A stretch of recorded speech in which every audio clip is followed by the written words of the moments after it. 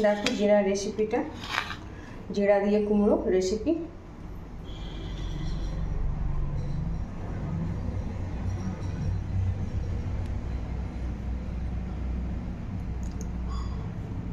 কেমন হয়েছে তোমরা অবশ্যই লাইক কমেন্ট শেয়ার করবে।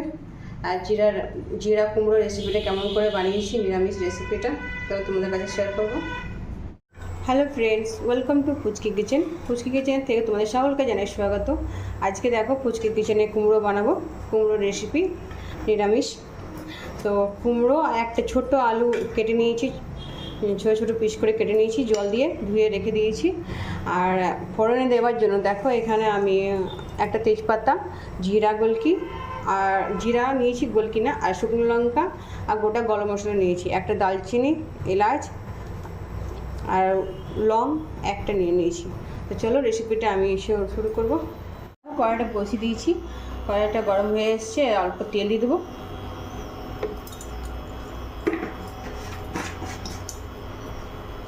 তেল, একটা তেজপাতা,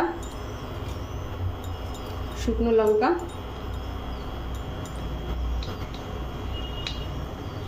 গোটা জিরা, আর এখানে গরম মশলা আর সাই জিরা আছে, তো গরম মশলা সাই জিরা দিয়ে দেবো।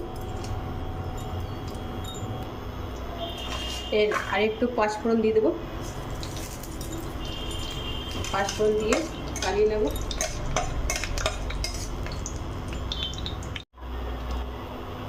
এবার সব ভাজা ভাজা হয়ে গেছে, এবার কুমড়ো দিয়ে দেবো।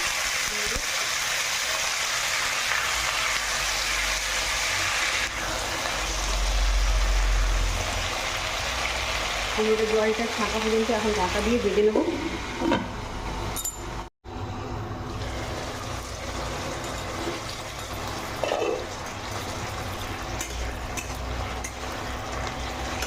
একটু নুন দিয়ে দেবো, পরিমাণ মতো নুন,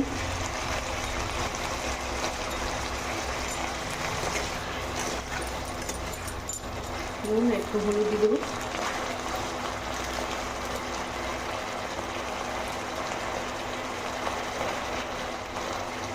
দেখো হলুদ দিয়ে দিলাম, হলুদ দিয়ে পুরোটাকে জলটা শুকনো করে নেব।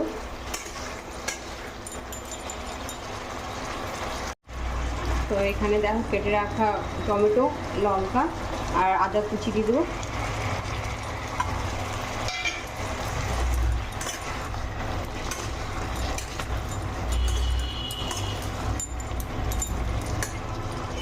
ঢাকা দিয়ে ভেজে নেব।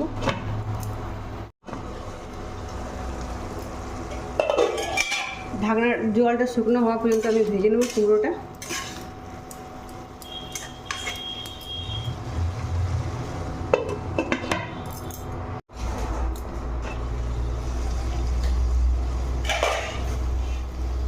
জলটা অনেকটা শুকনো হয়ে গেছে, তারপর অল্প জল দিয়ে আর একটু সেদ্ধ করে নামিয়ে নেব।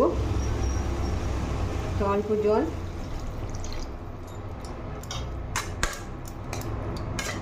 জলটা সেদ্ধ করা শুকনো পর্যন্ত সেদ্ধ করে নেব।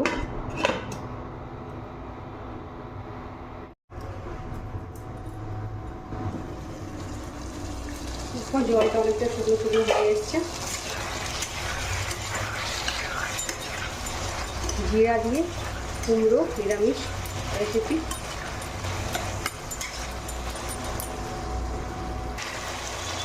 দেখো অল্প চিনি দিয়ে দেবো, ছোটো একটু দিয়েছি চিনি। আগে শুকনো শুকনো করে ভেজে নেব। দেখো একদম রেডি হয়ে গেছে, কুমড়ো ভালোভাবে সেদ্ধ হয়ে গেছে, আলু সেদ্ধ হয়ে গেছে।